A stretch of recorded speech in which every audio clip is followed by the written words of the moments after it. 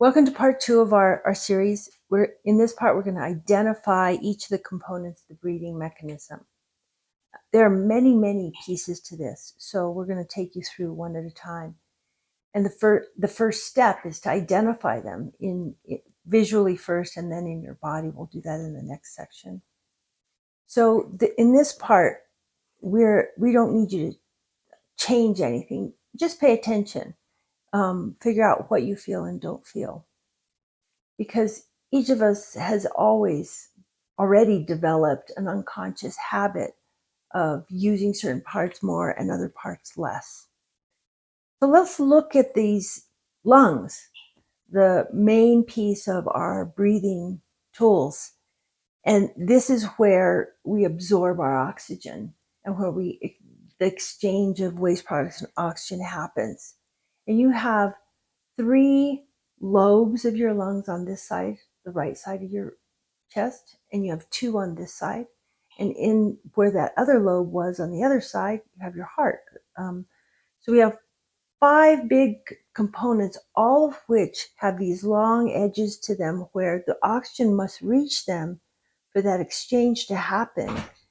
And then the waste products have to release through there. So the bigger we stretch out these lungs, the more surface area there is for that exchange to happen. Let's go through each of the pieces that contribute to this. The first one is your nose. Your nose is so important in breathing because it's a filter. It hydrates and it stabilizes the temperature of your air as it comes in at the beginning of an inhale. And so if your sinuses are clogged, your breathing is bad, your oxygenation is bad. So if you want some tools on how to really open your sinuses up, you can go to our breathing page of this website. And there's a lot of tools there for you to use. It's one of the most important things you'll do in your breathing process is to say, I want to intentionally keep my nose open and use it to breathe. Then we go to our mouth, which is intended as a backup for the breathing mechanism. Because it's vital to life, we have a backup system. But our mouth doesn't filter our air. And so if we are mouth breathers, we take in a lot of particulate. We don't temperature control it. We lose a lot of moisture. And so it's one of the primary contributors to allergies and to asthma and lung issues when we are mouth breathers. So it's really important for us to work on closing our mouths, breathing through our nose. You can exhale through your mouth, but to inhale through your nose.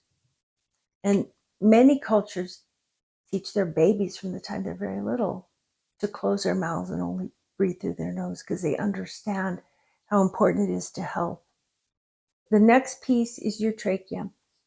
It's the part in your throat where air enters through the back of your throat, and then it either is going to go into your stomach or it's going to go into your lungs. There's a little flap in there that tells us where to send what's coming into our mouth.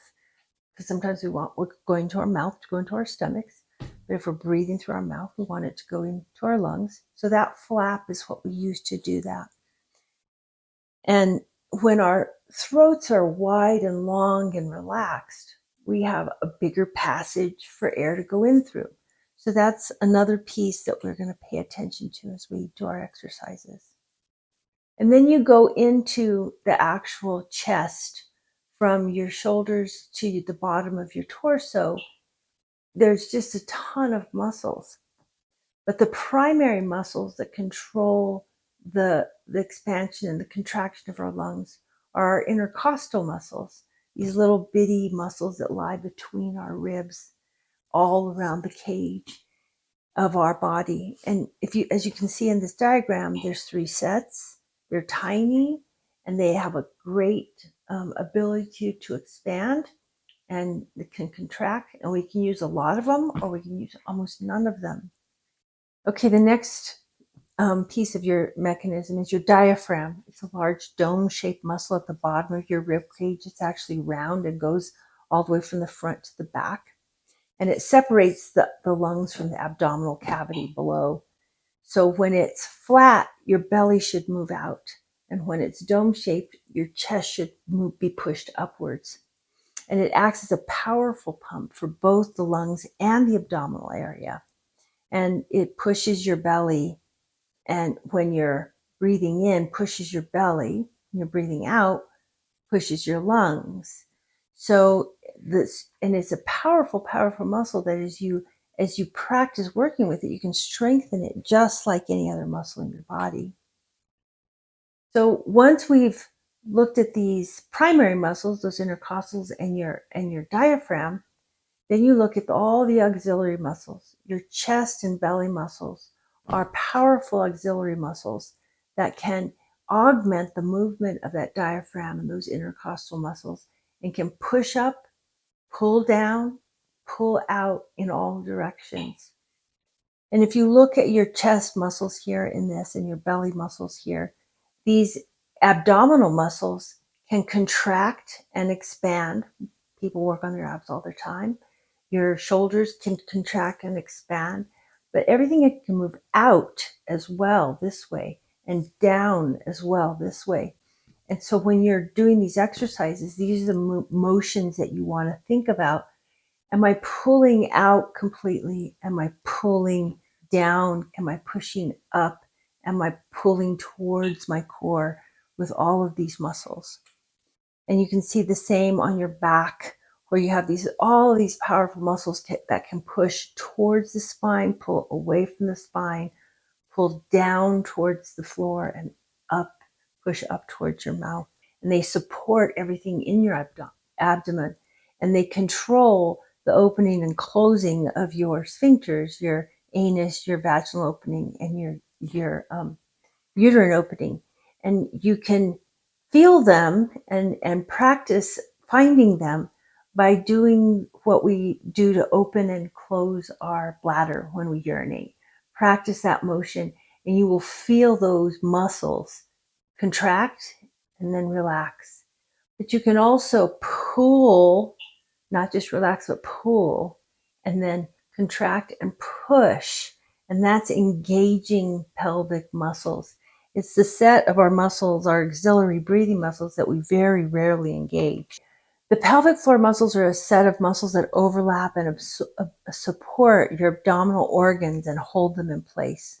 Weak and over tight ones are both a problem. And you can identify and feel how they work in your own body by doing the motion of you would do to stop and start your urination. They contract and expand when we do that, as well as when we are defecating. And there's a motion there that we don't pay attention to a lot of times. It's automatic. And they can also be engaged to support powerful inhalation by relaxing and pulling downward, or by pushing up and contracting. And they support the abdominal muscles, which then tug on that diaphragm and help us with the overall desire, the overall motion of pulling oxygen in and out and pushing waste products up and out. Next section will be about identifying these pieces in your own body. So we'll see you there.